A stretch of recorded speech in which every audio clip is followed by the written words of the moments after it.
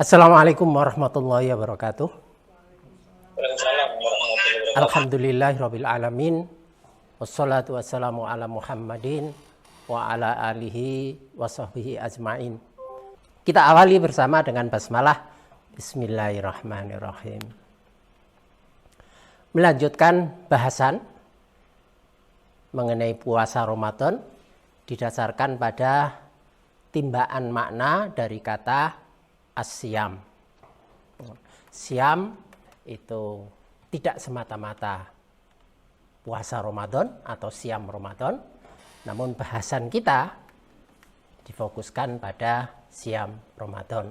Alhamdulillah yang lalu sudah diawali dengan sajian dari Ustadz Fathur Rahman yang alhamdulillah hadir waktu itu sehingga dimanfaatkan untuk mengawali kajian.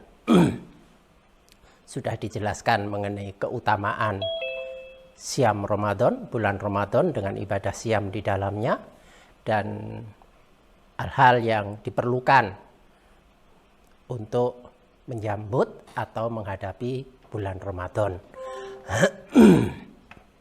Kemudian kami lanjutkan bahasanya dengan urean kata asyam berdasarkan kajian analitik huruf angka mendasarkan pada kata-kata yang terkait dengan ibadah asyam, yakni asyam dalam konteks puasa Ramadan. Yang berhubungan dengan asyam itu ada 5 kata dari ayat 183 sampai 187 surah Al-Baqarah. Selanjutnya yang lalu diterangkan bahwa kaitannya sampai ayat 196 dan seterusnya tentang ibadah haji. Karena puasa Ramadan itu merupakan satu persiapan untuk hamba Allah supaya lebih mudah mencapai kesempurnaan dalam penunaian ibadah haji sehingga kesempatan untuk menjadi haji mabrur itu lebih besar karena diawali dari latihan pengendalian diri. Sedangkan ibadah haji itu satu pengendalian diri yang sangat ketat di dalamnya. Pakaian tidak boleh sembarangan, motong kuku tidak boleh, motong rambut tidak boleh, ngambil barang meskipun tidak jelas pemiliknya itu tidak boleh. Ngomong kotor, bertengkar nggak boleh, sangat ketat. Mematahkan ranting tidak boleh, nyabut rumput tidak boleh. Ini sangat luar biasa latihan pendisiplinannya. Itu diawali dengan ibadah Ramadan pembentukannya. Lalu membahas kata asyam dengan sejumlah kata itu menghasilkan nilai angka 532. 532 ini pointer terlihat atau enggak ya. Lalu 532 itu yang lalu sudah dijabarkan bahwa asyam itu sebagai hidangan rahasia yang berisi kebaikan dan cinta. Nah, ini jumlahnya 100 sama dengan asyam. Asyam itu sebagai pengingat bahwa manusia itu adalah diciptakan oleh Allah dari tanah dengan sifat yang lemah dan penuh kepayahan. Wa khuliqal insana fi kabad. Manusia itu diciptakan dalam keadaan susah payah. Tanah hina, lemah. Kemudian kami jadikan untuk manusia ini satu milah sehingga memperoleh kedudukan. Milah itu dalam rangka menyempurnakan proses penjadiannya itu sehingga memperoleh kedudukan yang tinggi.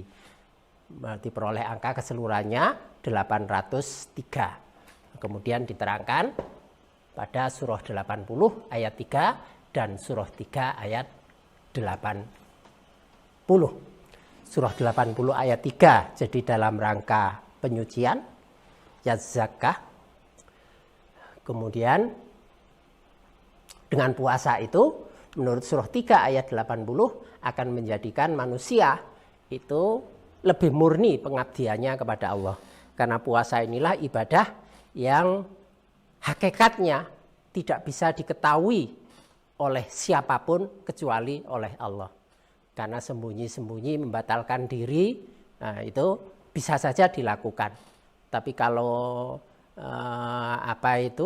ibadah haji tidak mungkin itu dilakukan. Sholat masih kelihatan, masih bisa dilihat oleh orang lain gerakannya, kapan melaksanakannya. Tapi puasa itu ibadah yang sifatnya rahasia. Karena itu hadis mengatakan puasa itu semata-mata hanya untukku. Jadi dengan kesadaran bahwa puasa itu semata-mata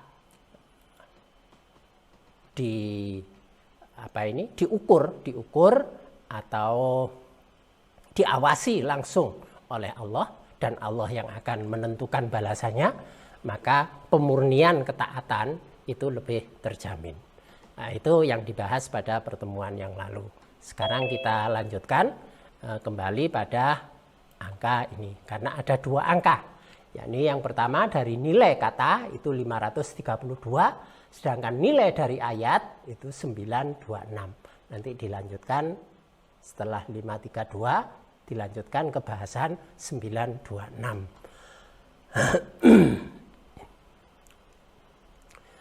Kita mulai dari sini. 532. Itu kalau diure dengan penambahan 53 tambah 2 itu 55. 55 itu kata busro. Jadi puasa itu merupakan satu berita gembira. Satu berita gembira. Nanti akan dijelaskan siapa yang akan merasa gembira dengan kehadiran puasa itu. Akan menjadi kegembiraan bagi orang-orang yang baik, al-abror. Kita itu salah satu doa yang diajarkan, wadkhilnal jannata ma'al abror. Kita memohon supaya kita dimasukkan ke dalam surga itu ma'al abror, bersama orang-orang yang baik. Ciri orang-orang yang baik itu akan muncul kegembiraan dengan kehadiran puasa. Nah, ini kan cara memeriksa yang gampang. Kita itu tergolong pada orang-orang yang baik atau enggak. Itu ukurannya yang sederhana. Begitu puasa itu mau hadir, nah itu sudah mulai muncul semangat kegembiraan ataukah tidak. Ya, kalau munculnya puasa terus ditanggapi dengan nelongso, ya itu aspek kategori masuk pada golongan al-abror itu menjadi dipertanyakan. Cirinya nanti misalnya ini omong kosong ya, ini omong kosong. Terus syariat ini dibebaskan, tidak ada puasa lagi, terus seneng, ya, itu berarti ya memang nggak seneng dengan puasa. Jadi selama ini itu terpaksa saja puasa. Jadi kalau dibebaskan itu, waduh, syukuran ya langsung. Nah ini omong kosong. Itu cara untuk memeriksa diri. Berita gembira bagi orang-orang yang baik. Kenapa? Karena pada bulan Ramadan dengan ibadah siam itu dibukakan. Futihat dibukakan. Ini ada angka 32. Futihat dibukakan.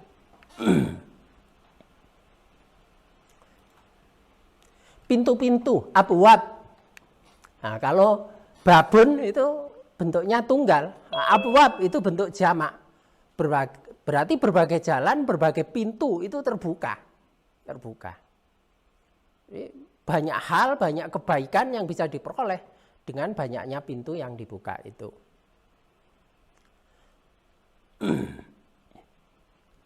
Yang pokok tentu berdasarkan hadis dibukanya pintu surga. Nah, pintu surga itu kan juga banyak, terutama yang khusus bagi orang-orang yang ahli puasa itu dibukakan pintu jalan khusus yang disebut Ar-Royan. Ar-Royan ini apa saya juga nggak tahu. Ya. Tapi beritanya seperti itu. Berarti ada kekhususan bagi orang-orang yang ahli puasa. Tapi selain itu bahwa berbagai jalan itu dibuka untuk menghadirkan keberkahan. 32 ditambah 5 itu 37. 32 tambah 5 itu 37. 37 itu kata barokah. Barokat. Berarti banyak keberkahan di bulan ini. Banyak keberkahan dalam ibadah puasa itu.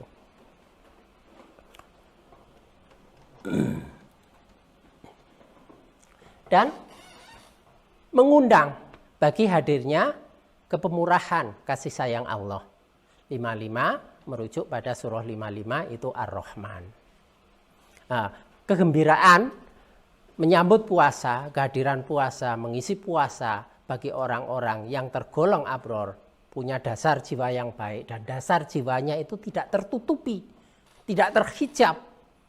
Nah, maka sambutannya adalah gembira. Fabi rahmatillah fabidzalika falyafrahu. Maka dengan karunia Allah dan dengan itu maka mereka bergembira. Itu ciri kebaikan seorang hamba. Dibukakannya kasih sayang itu nanti akan membentuk pada hati, membentuk jiwa dan muncul pada perilaku. Perilaku yang dipenuhi oleh kasih sayang, kepemurahan kasih sayang. Itu pengaruhnya nanti ke sana. Selain itu, dengan siam, sabitun, itu akan dikokohkan. 2 tambah 3 tambah 5, itu 10. Sabitun itu artinya kokoh, berarti akan dikokohkan. Apa? Ketaatan. Tanda-tanda ketaatan. Karena surah 32 itu as-sajadah. As-sajadah itu sujud. Sujud itu simbol ketaatan. Nah, kalau dilarikan pada huruf ketiga dua itu tak marbutoh, artinya tepat guna. Ketaatan secara tepat guna. Ketaatan yang tepat guna itu pasti punya dampak positif pada kehidupan dan perilaku sehari-harinya.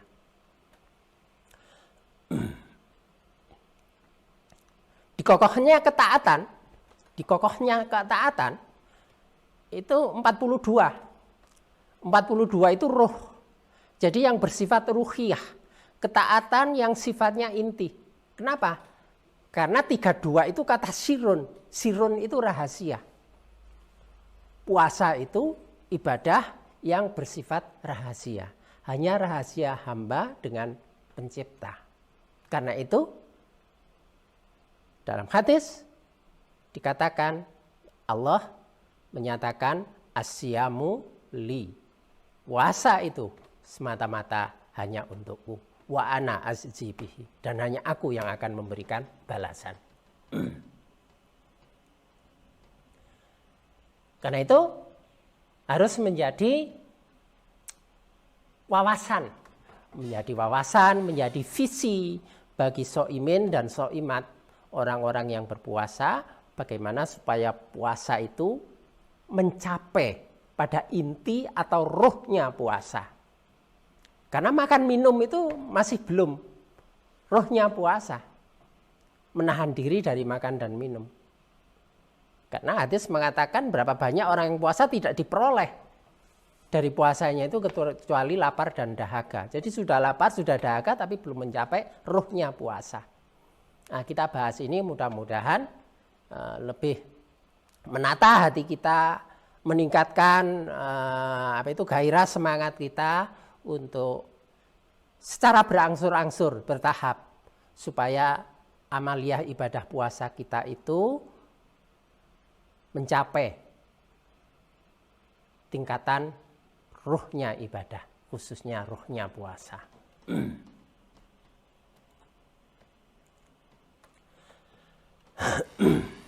Pengokohan ketaatan itu bihadin, dengan petunjuk.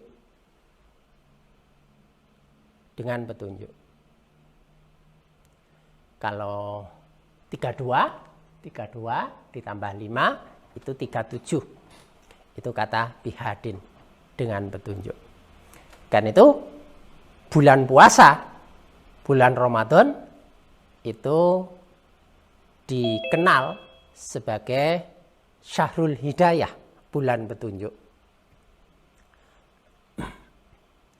Karena Syahrul Ramadan di situ dikatakan unzila fihil Quran. Bulan di mana Al-Quran itu diturunkan, waktu Quran itu diturunkan. Dengan barokah itu, maka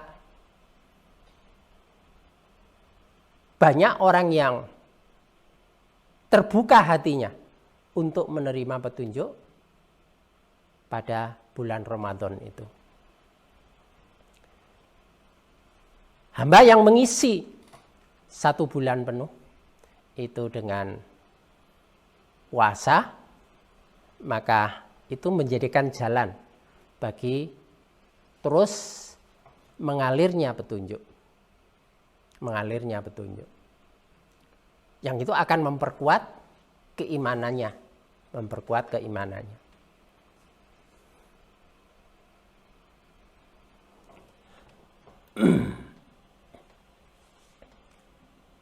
Melalui berbagai jalan. Jadi pintu barokahnya itu sangat banyak, terus jalan diperolehnya petunjuk itu juga banyak. Semuanya itu akan mengokohkan ketaatan hamba kepada pencipta. Subul itu berbagai jalan. Angkanya juga 37. Nah, utamanya dibukakannya hati untuk menerima petunjuk sebagai jalan untuk mendapatkan ampunan Allah. Liyaghfiro.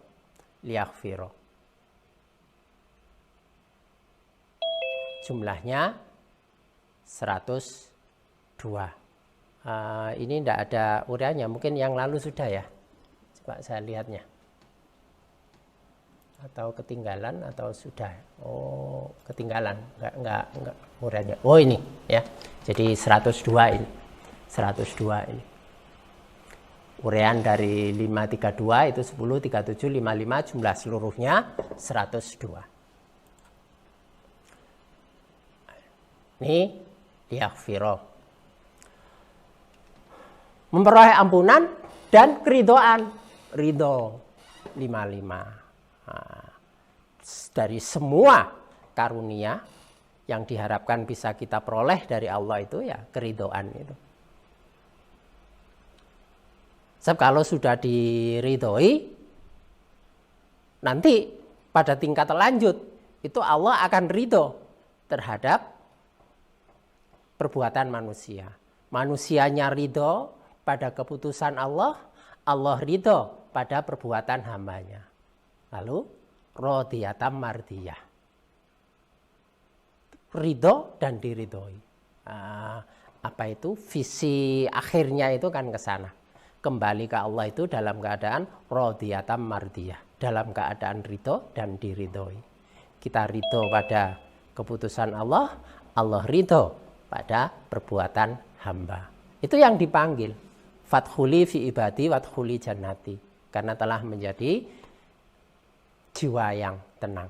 Puasa ini nanti akan menghasilkan jiwa yang tenang itu. Cuma karena ya ini pertemuan terakhir, mungkin tidak bisa dilanjutkan sampai ke sana. Tapi uraiannya ada, bahwa puasa itu nanti salah satu dampaknya itu menghasilkan orang yang memiliki jiwa yang tenang. Orang yang memiliki jiwa yang tenang itu yang dipanggil. Ya ayyatuhan nafsul mutmainnah, irji'i ila rabbiki radiyatam mardiyah. Wahai orang-orang yang memiliki jiwa yang tenang, kembalilah engkau kepada Rabbmu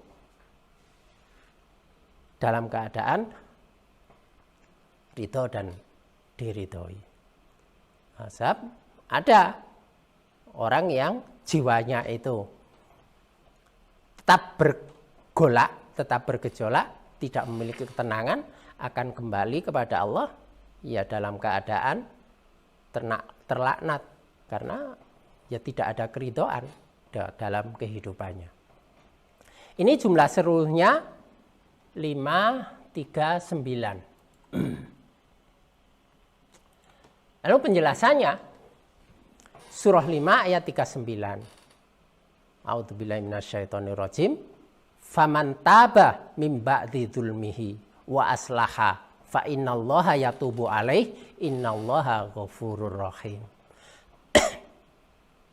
Nah, karena itu puasa itu berisi banyaknya rahmat selama bulan Ramadan itu dan banyaknya ampunan dari Allah kepada hambanya. Itu saat yang paling tepat untuk tobat. Tobat dari kata taba artinya kembali. Penjelasan yang sebelumnya tentang makhroja, bahwa manusia itu dasarnya fitrah, kemudian karena perbuatannya ia menyimpang dari fitrahnya, tapi ketika tumbuh kesadaran ia akan kembali ke jalur fitrahnya. Itu yang disebut taba. Nah, secara budaya taba, kemudian perintahnya menjadi tubu, sehingga orang Jawa mengartikan kaitannya ini secara budaya dengan salah satu tanaman yang disebut tebu. Nah, dengan tobat itu akan diperoleh kemanisan dalam hidup. Dalam bahasa Tembang disebut dandang gulo, segera masuk pada situasi yang manis. Tapi tepat guna, jadi nggak usah khawatir diabetes. Namanya ketaatannya itu tepat guna kok, 32-nya itu tak marbuto. Mimba'ti dzulmihi, itu karena itu dengan puasa itu sebagai bukti.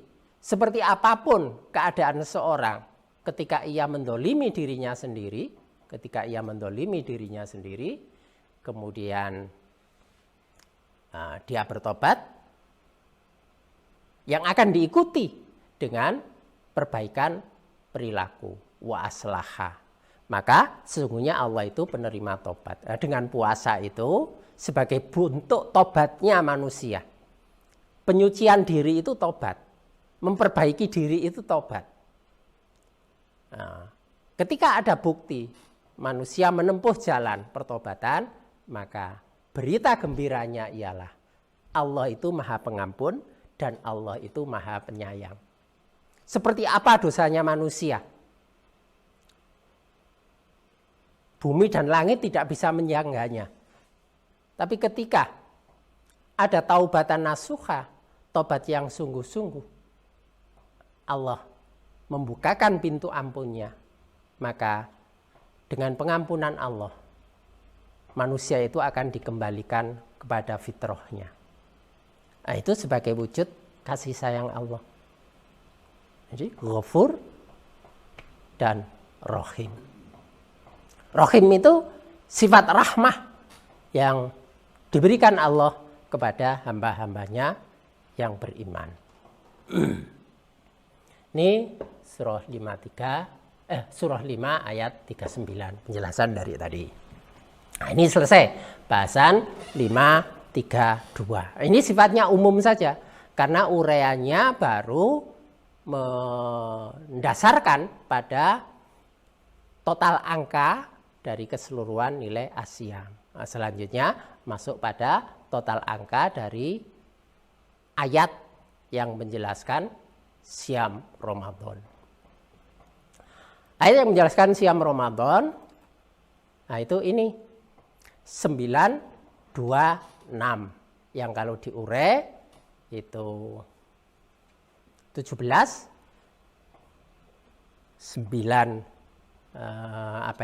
tambah 2 tambah 6, kemudian 26 ditambah 9 itu 35, kemudian 92 ditambah 6 itu 98, jumlah seluruhnya 150. 150 Untuk orang yang sudah paham bahasa angka, itu sudah menunjukkan makna.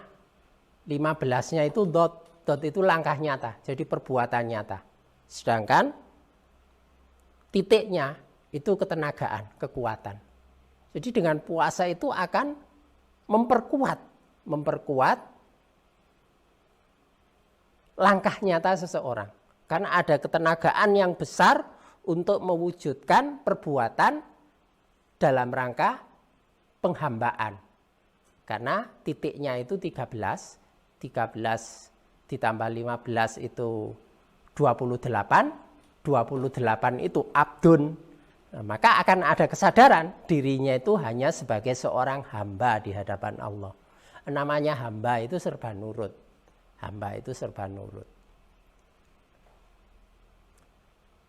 Itu dampak puasa itu nanti ke sana.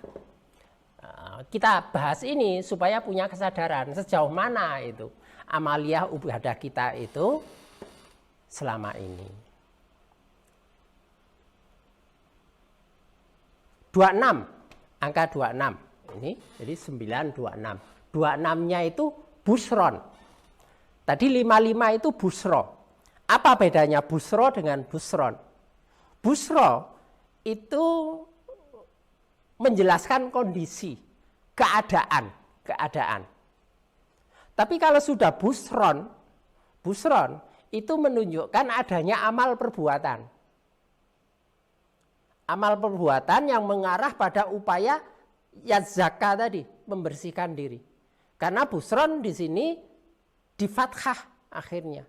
Busron itu di fathah, kemudian alifnya itu pribadi. Fathah itu 61 itu fa'ala itu perbuatan. Ya. Fa'ala itu perbuatan.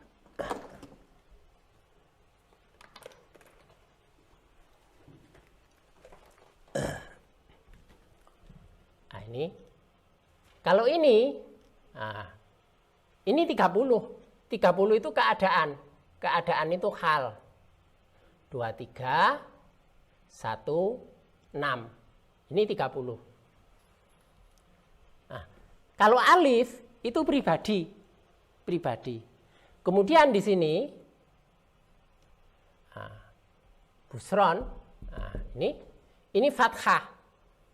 Fathah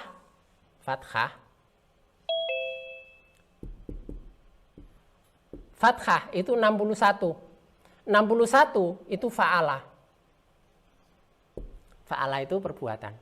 Nah, ini pada pribadi, diri pribadi. Jadi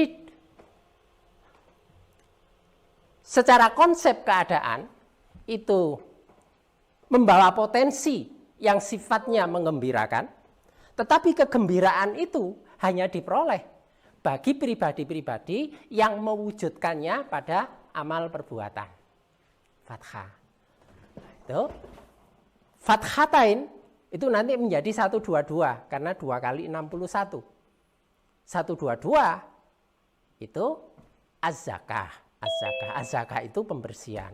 Jadi orang yang memang menjadikan ibadah asyam itu sebagai langkah nyata perbuatan dalam rangka pembersihan diri, itulah yang akan mendapatkan, merasakan kegembiraan dalam ibadah puasa. Kalau pada hadis kan ada 2 situasi yang akan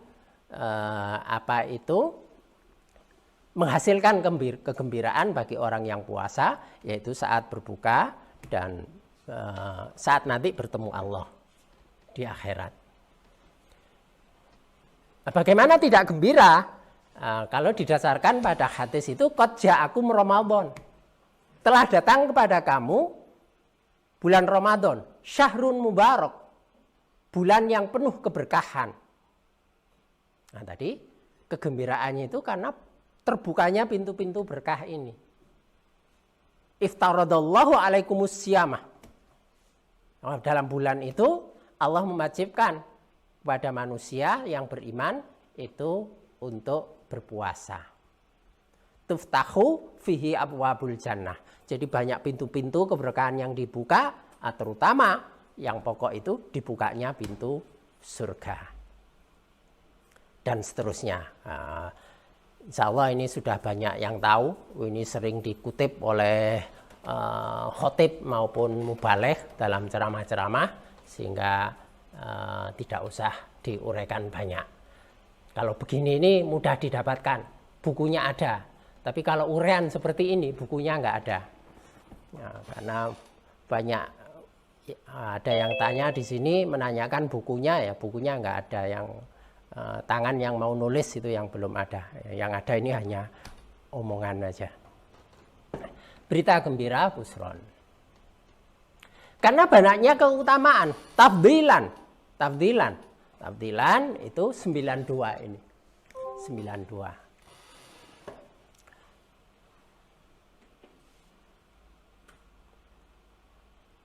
Nilai penting utama itu adalah fadhol.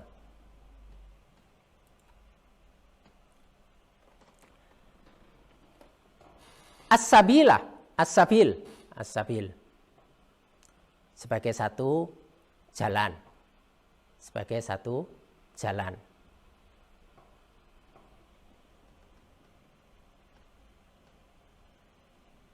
Angkanya 98, 92 ditambah 6.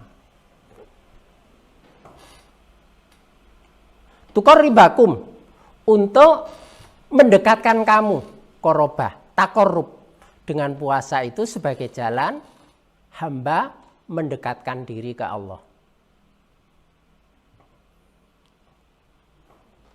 Kegembiraannya itu di situ. Siapa? Allah yang maha pemurah, yang maha kasih. Birrahman, mendekatkan diri pada Allah yang maha pemurah. Kalau sudah dekat pada yang maha pemurah, yang maha kasih, ya itulah saat sang hamba itu lebih bermakna ketika ia mengadukan berbagai keluhannya, kalau memang banyak keluhan dalam hidupnya. Sebab orang itu kadang-kadang lebih mudah mengeluh daripada bersyukur, ya. Padahal kalau perbandingannya antara nikmat dengan musibah keburukannya itu lebih banyak nikmat.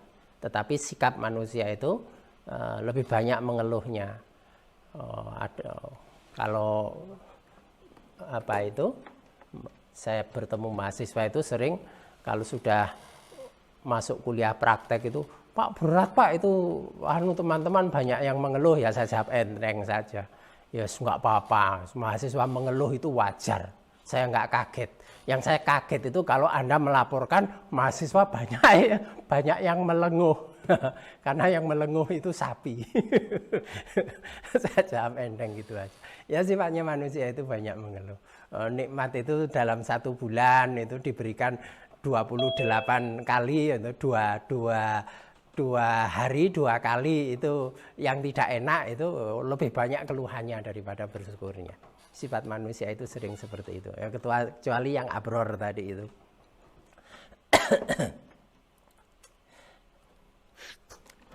Lalu kami memuliakanmu, kami Allah memuliakanmu. Karomna, angkanya 92. Angkanya 92. Nah, sudah dekat, ya tentu dimuliakan. Pemuliaan itu dasarnya itu amal perbuatan. Nah, jadi kalau uraian yang lalu itu diciptakan dari tanah dalam keadaan hina, susah payah, ya, kemudian dijadikan mulia setelah mulai proses penyempurnaan, itu melalui amal perbuatan. Nah, memang semuanya itu rahmat karunia Allah. Tapi untuk mengundang hadirnya rahmat itu melalui amal perbuatan. Nah, Allah memberikan balasan itu disesuaikan amal perbuatannya. Sekalipun kebaikan yang diperoleh manusia itu bukan atas dasar amalnya, tetapi itu sebagai rahmat Allah. Ya, ini ya. rahmat itu diberikan kepada orang-orang yang beramal. Tapi kalau manusia itu memperoleh kebaikan Allah, itu sebenarnya bukan dari amalnya. Kebaikan itu bukan amal manusia. Karena amal manusia itu tetap tidak pernah seimbang dengan kebaikan Allah. Karunia Allah itu yang sangat banyak, itu tidak pernah bisa sebanding dengan amal perbuatan yang ditunjukkan oleh manusia.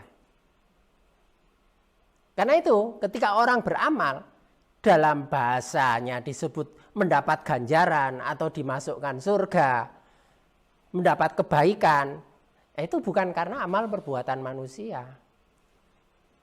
Penyikapan seorang hamba itu harus begitu. Karena manusia bisa beramal, itu pun juga karunia Allah. Manusia beramal yang benar, itu atas dasar petunjuk Allah. Manusia dapat berbuat, itu juga karena diberi tenaga oleh Allah. Nah, semuanya dari Allah, maka manusia itu tidak punya apa-apa dan tidak bisa membanggakan amal perbuatannya. Nah, karena itu sikap batin, secara dohir iya, secara dohir melaksanakan amal perbuatan nyata. Tetapi secara batin, sifat batinnya itu ialah semuanya itu karunia Allah. Maka tidak ada kebanggaan atas amal yang telah diwujudkan oleh manusia. Nah, hanya rahmat itu oleh Allah ditentukan, diberikan pada hamba-hambanya yang mau beramal. Tetapi kalau manusia itu beramal kemudian memperoleh kebaikan, balasan kebaikan, tidak berarti kebaikannya itu karena amal perbuatannya. Perolehan kebaikan itu kembali juga itu sebagai rahmat Allah. Nah, karena itu manusia masuk surga itu bukan melalui amalnya, melainkan melalui rahmat Allah. Kenapa? Karena amal manusia seperti apapun itu tidak pernah sebanding dengan nikmat Allah yang telah diberikan. Atau terutama mulia dengan amal itu karena telah menjadikan dia sebagai kelompok golongan orang-orang siddiqin, orang-orang yang jujur, orang-orang yang benar. Nah, jadi pendidikan puasa itu untuk membentuk pribadi yang jujur, yang senantiasa bertindak benar, siddiq. Itu deh, karena amal ibadahnya itu bersifat rahasia. Hanya dirinya sendiri dengan Allah yang tahu. Kalaupun sembunyi membatalkan, setelah itu pura-pura puasa lagi, dikering-keringkan, terus sering meludah-ludah biar tampak seperti orang puasa. Apakah benar puasa atau enggak ya akan tetap ketahuan. Itu latihan kejujurannya. As-siddiqin, orang-orang yang jujur dan orang yang benar. Kemudian dia tergolong sebagai orang-orang yang memelihara diri, orang-orang yang hafid, yang dijaga oleh Allah, hafidin, memelihara diri. Dia terpelihara. Terpelihara dari apa? Ini angkanya 98. Nanti ada penjelasannya. Dan dia termasuk orang-orang soleh. Itu menjadi ukuran orang-orang yang berbuat kebaikan. Nah, ini jenenge soleh ora tau puasa, ya, ora cocok. Ya. Orang-orang yang namanya soleh, solihin, itu harus ditunjukkan sebagai orang-orang yang ahli puasa. Baik. Fatarakum, ya.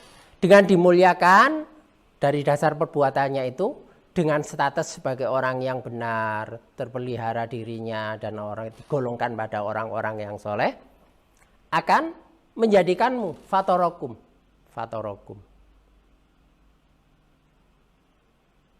Angkanya 92. Nah, fatoro itu nanti kaitannya dengan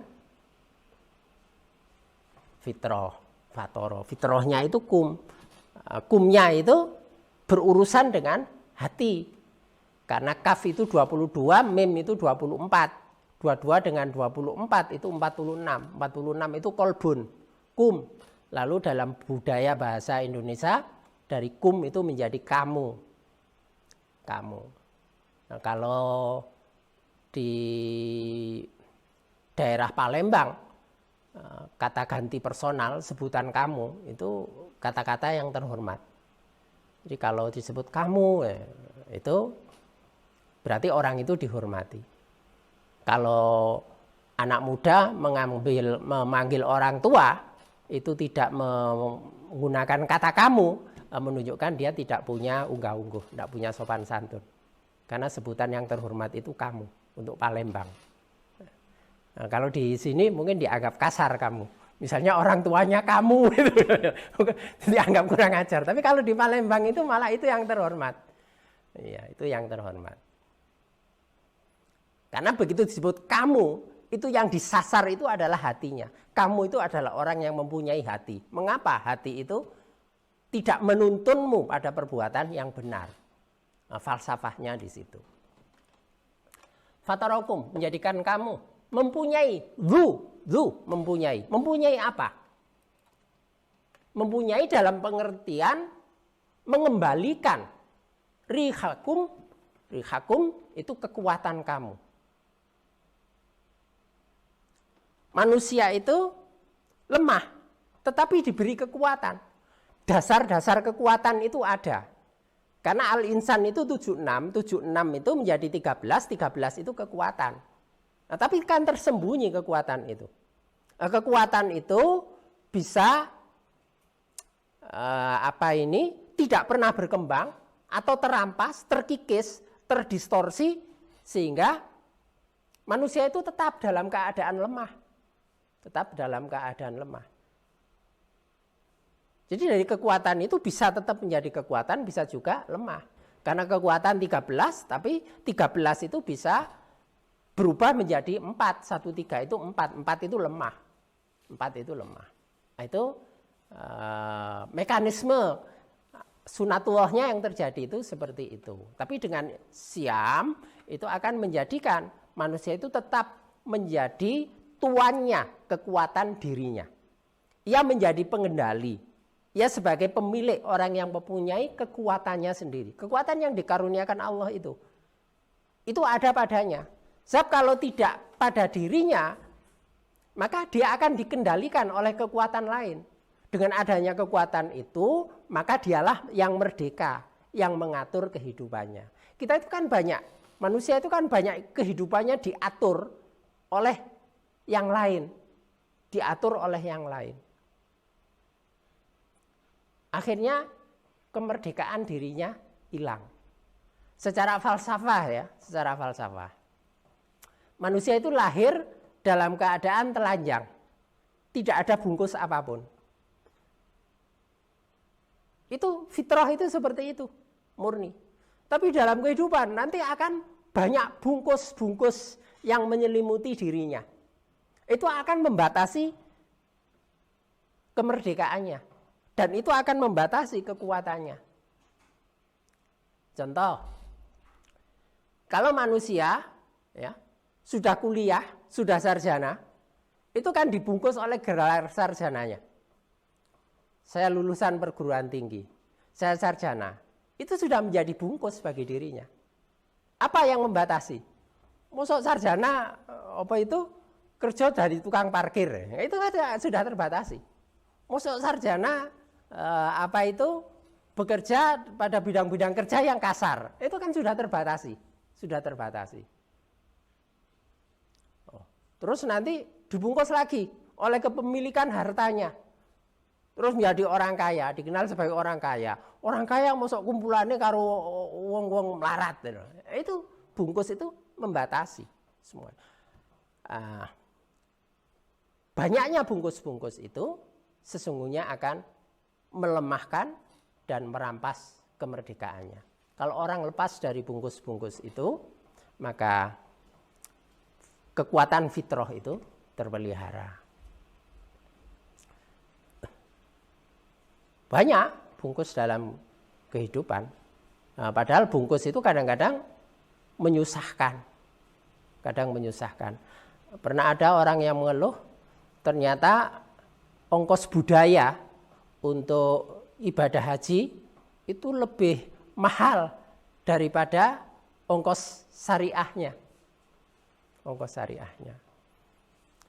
Nah, karena selamatan-selamatan yang diselenggarakan itu mahal. Kalau tidak, itu jadi rasan-rasanan orang. Dirasani itu nggak enak, kupingnya itu panas. Orang juga kadang-kadang membanding-bandingkan. Wah, itu wajib ngundang wong titik terus sing diundang itu ya mubalek gak terkenal, beda karo iki. Nah, kadang-kadang bungkus ini menjerumuskan manusia. Karena kan juga ada kasus karena batal haji malah justru bunuh diri. Ya itu kan karena bungkus itu. Wis kadung diumumkan mau berangkat haji kok nggak sido itu, izin. Di satu tempat saya itu ada satu RT, itu hanya satu orang saja yang belum berangkat haji itu. Itu hidupnya itu nelongso itu. Kok ya aku tok sing durung.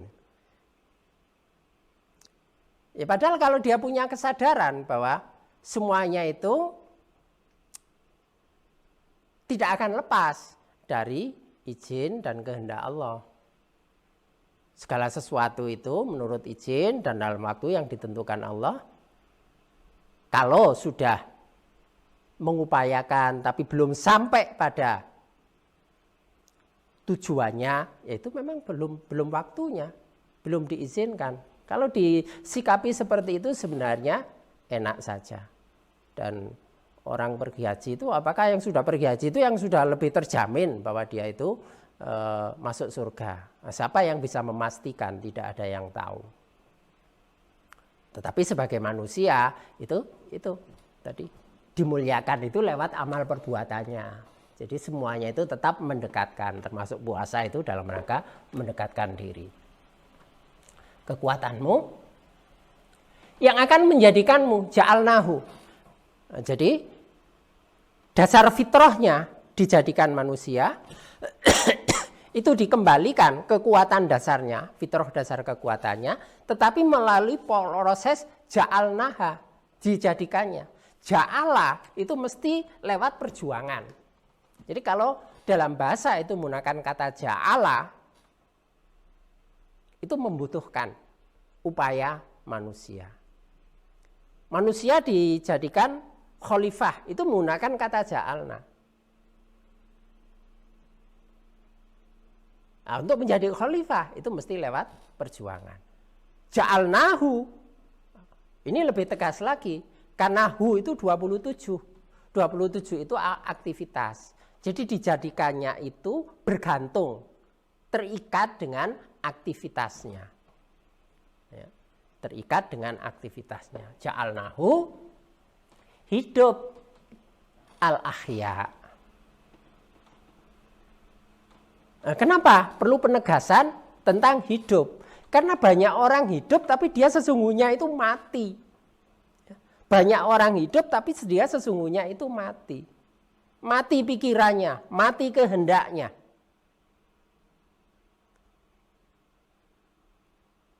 Tidak pernah ada perkembangan apa-apa. Itu satu kematian. Mati rasanya. Orang yang terjerat itu sesungguhnya mati. Karena dia sudah tidak punya lagi kendali pada dirinya. Kekuatannya itu sudah hilang. Ia dikendalikan oleh bungkus-bungkus tadi itu. Itu suatu kematian. Itu sudah kiamat kecil bagi dirinya. Sebelum kiamat kubro. Maka dia hidup tapi sesungguhnya mati.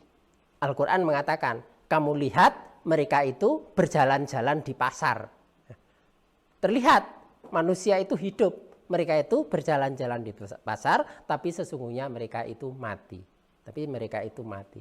Karena kehidupan itu utamanya adalah nyangkut kehidupan hatinya. Jadi 8 itu hidup, 9 itu hati.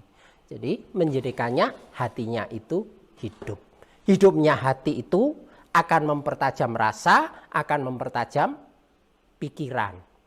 Sehingga pikiran dan rasanya juga hidup. Itu makna hidup yang sebenarnya.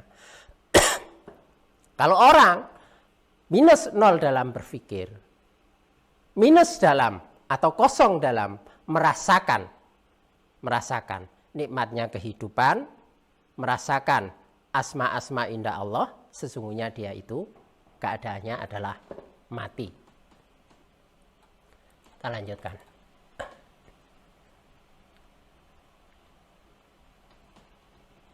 Lanasrifa, dan pasti kami hindarkan. Manusia itu juga dihindarkan dengan ibadah siam itu 92 dari kemunafikan, dari an-nifaq 98. Ini keutamaan puasa itu.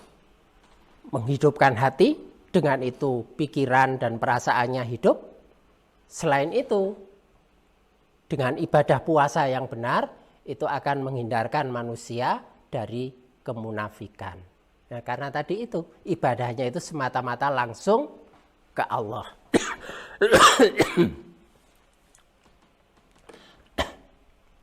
Dan dari penyakit turun 35.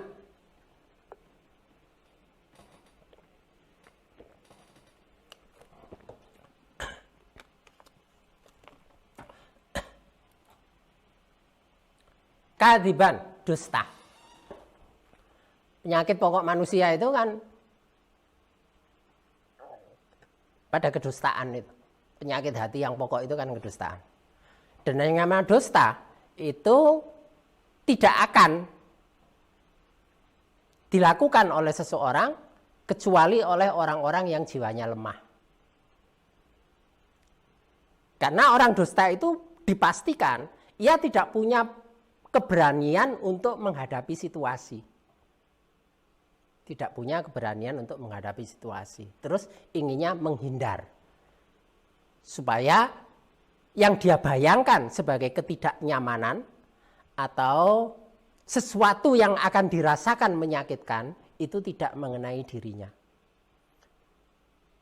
Untuk membersihkan diri dari penyakit kedustaan itu ya butuh kekuatan itu tadi. Karena itu puasa itu mengembalikan pada kekuatan fitrahnya. Dengan itu maka ia terhindar dari kemunafikan dan penyakit dusta. Karena salah satu ciri pokok kemunafikan itu ya dusta.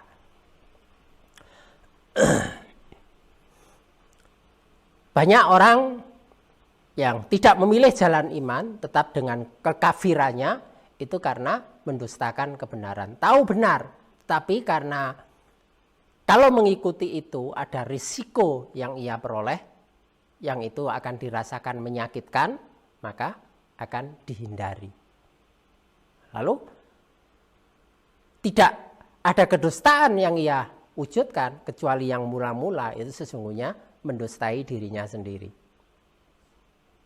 Nah, itu pengaruhnya nanti orang banyak berdusta itu mudah mengalami konflik batiniah. Salah satu ciri konflik batiniah itu mudah masuk pada situasi kehampaan. Terus nanti tidak mengalami ketenangan sampai pada saat tidur. Karena tidur pun banyak diwarnai oleh mimpi-mimpi buruk. Orang banyak dusta itu pasti dipenuhi oleh mimpi-mimpi yang buruk. Jadi dalam keadaan jaga tidak tenang, dalam keadaan tidur pun tidak tenang. Tenangnya itu mungkin hanya pada waktu ngaji saja. Nah, kalau ngaji ngantuk itu tenang. Ya. Siapa yang ikut online gini apa itu dengarkan itu sambil leyeh-leyeh terus keturun itu ono ngene. Iya. Sudah berakhir ya di sini sudah ditutup. Dia sendiri itu masih ada saja itu. Mulai ditinggal turu. Iya karo. Iya. Jadi alhamdulillah itu ngaji itu barokah wong ngaji itu jiwanya bisa tenang. Duduk aja bisa tidur. Pada tidur sungguhan itu malah nggak bisa. Karena itu banyak mimpi-mimpi buruk itu. Lalu dihindarkan dari kekotoran. Rizzun, kekotoran. Karena asyam itu dalam rangka pembersihan, maka Ya, yang pasti pembersihan itu adalah pembersihan dari kekotoran. Udah jam 9 ya, saya percepat ya. Dari keburukan, asu 98, berbagai keburukan. Apa? Karena punya kekuatan yang arahnya itu pada pengendalian diri, kemampuan untuk menahan. Maka dia dihindarkan dari keburukan. Dan Al-Fajaroh 98, kedurhakaan. Kedurhakaan. Jadi ini angka-angka ini dari urean tadi itu. Tidak ada angka-angka yang keluar dari urean 926. Dan penjelasannya diambilkan dari kata-kata yang tidak keluar dari Quran. Karena semua kata-kata yang digunakan itu ada di Quran. Hanya karena untuk mempercepat, kalau dulu awal-awal selalu saya tunjukkan. Jadi kata ini ada di surah ini, ayat ini. Kata ini ada di surah ini, ayat ini. Nah, tapi kalau semuanya seperti itu ya akan membutuhkan space, tempat tulis yang luas dan pengerjaan yang lebih lama. Tapi kalau ini nanti dilihat saja di kamus kata-kata Al-Quran itu akan ketemu. Tidak ada kata-kata yang keluar yang kemudian itu tidak ditemukan dalam Al-Quran.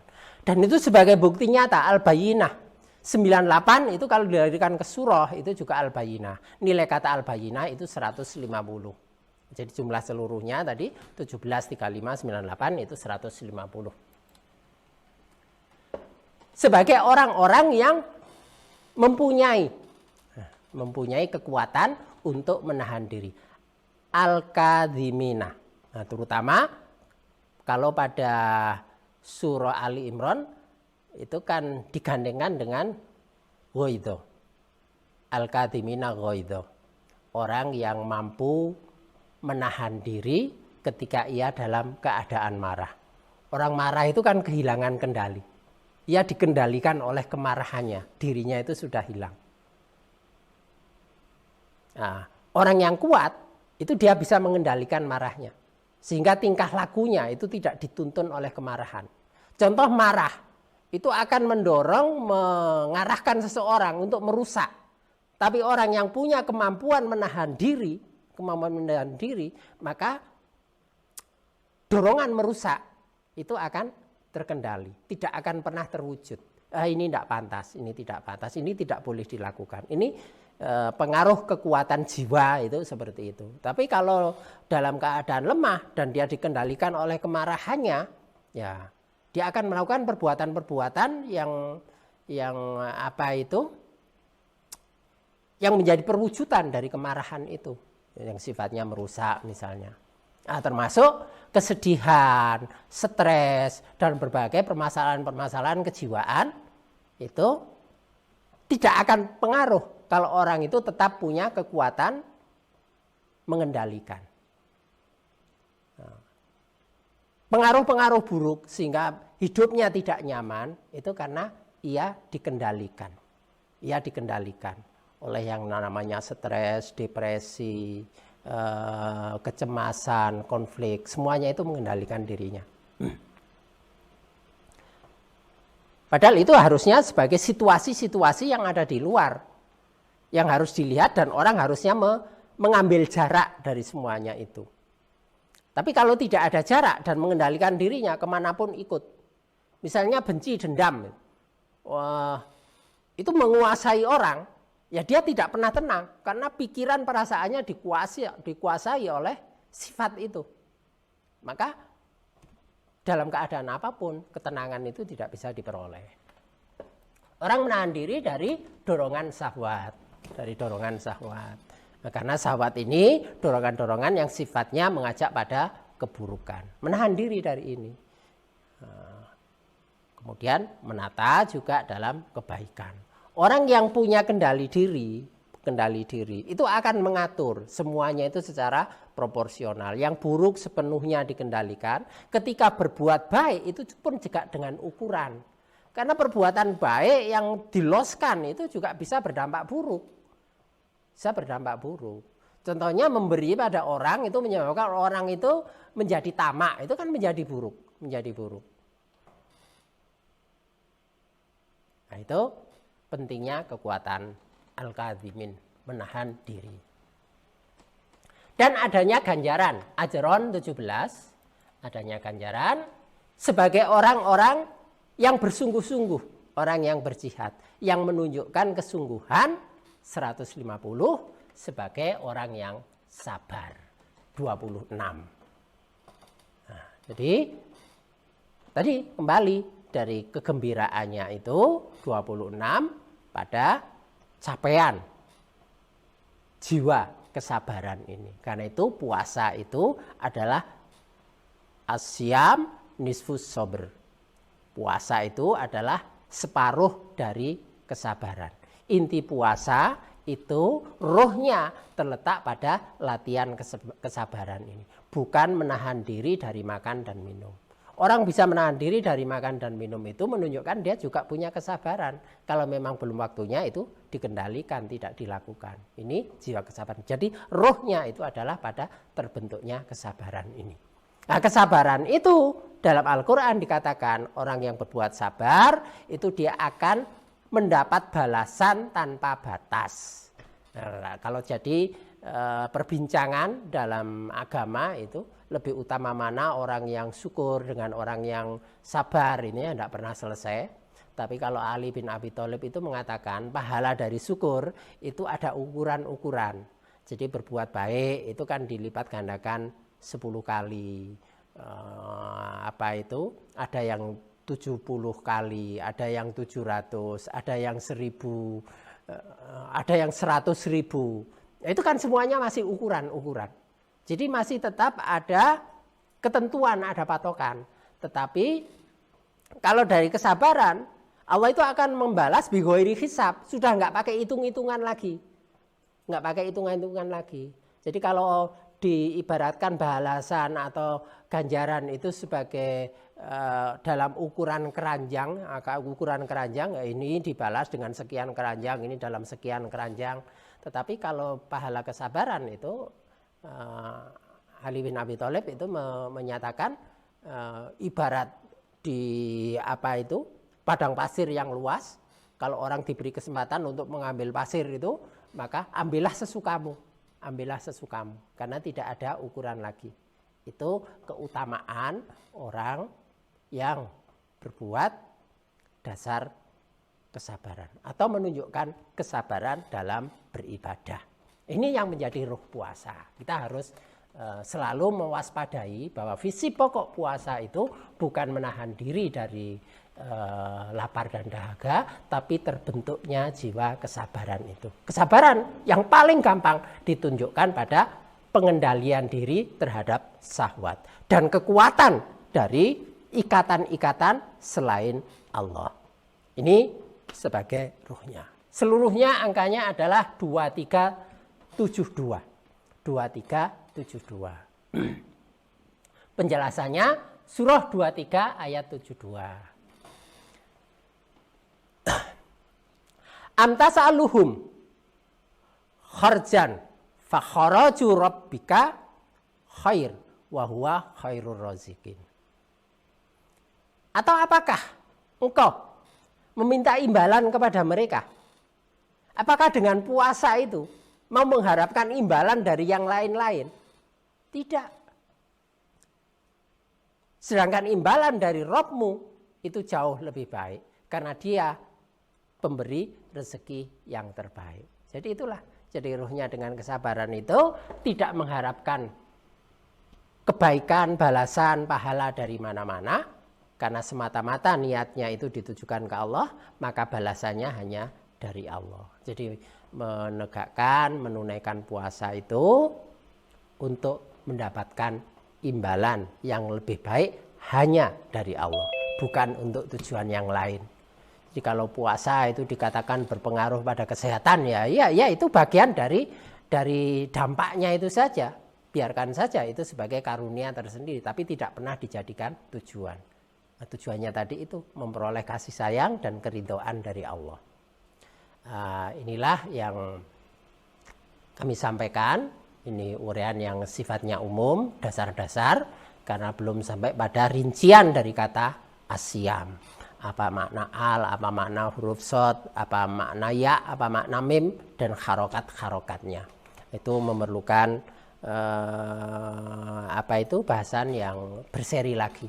Tapi untuk mengisi persiapan penataan batin dengan memahami dasar-dasar ke arah rohnya puasa, inilah yang disampaikan, mudah-mudahan ada maknanya. Baik, ini kajian hari ini kita akhiri bersama dengan hamdalah, alhamdulillahirabbil alamin. Wallahu a'lam bishawab. Assalamualaikum warahmatullahi wabarakatuh.